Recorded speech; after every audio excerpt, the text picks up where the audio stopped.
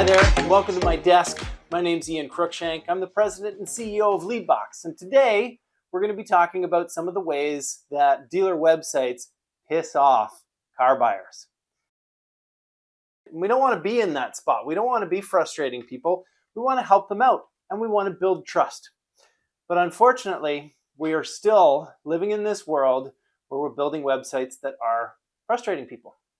So some of the ways that we do that we frustrate buyers, is we're getting into the world of showing them all sorts of wacky things on the site that they don't need. First off, mobile optimization, right? This is the day where we've already gone well into the mobile world. In fact, probably close to 75 or 80% of your traffic on your website is from mobile.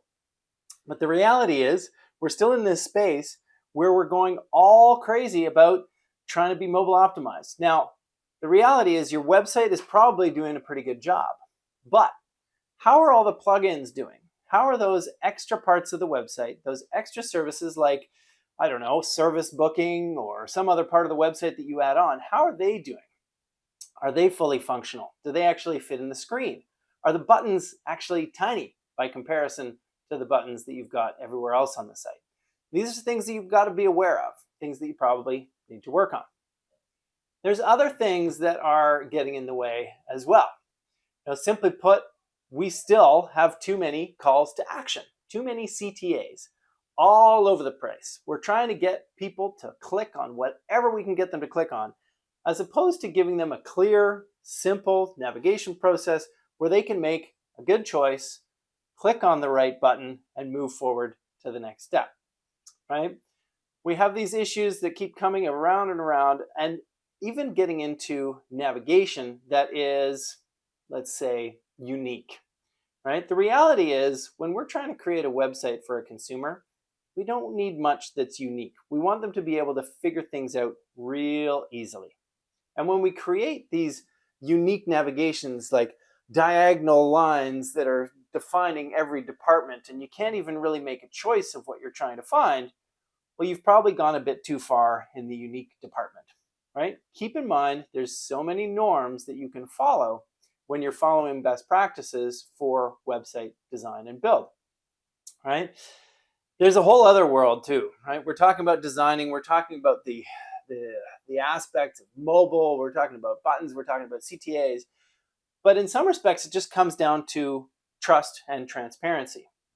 And the reality is, we have opportunities, even in the digital format, to build that trust and transparency with consumers that we're hoping will transact with us, right? So when we go down the path of, I don't know, giving them a nice little offer to say, hey, why don't you fill out this form and we'll give you a special price.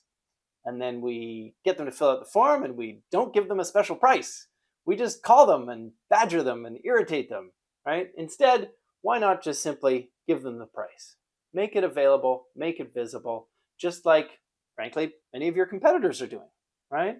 So don't try to be too tricky when you're trying to get people's information. We know you love leads. I love leads too. That's why we're called Leadbox. But you want to make sure that you generate a simple environment where consumers can get the information that they expect. Another piece of the puzzle is relative to, particularly these days, hidden fees or hidden increases in pricing. Though now we're getting into this world of some decreasing pricing with added pressure and added interest rate pressures.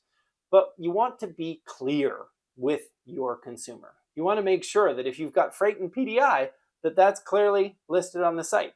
You want to be sure if you've got some additional charge that's coming in, that is clearly communicated on the site, not hidden underneath a whole bunch of mice type that the consumer is going to get frustrated about when they come face to face with the retailer in store, with your salespeople in store. Give them what they want, help them find the information, and make the process simple. So there's all sorts of fundamentals as far as building trust, as far as giving people the information they want, as far as making navigation easy. Ultimately, you just want to stop pissing off car buyers. You want to help them out. You want to help them to buy from you, right? You can see a whole lot more of this. We actually recorded a webinar not too long ago. We'll put the link below. And I want to make sure that if you've got any comments or questions, feel free to add those below. Feel free to subscribe, and we'll let you know when we run the next conversation from this spot here. So thanks for joining me at my desk. Again, I'm Ian from Leadbox.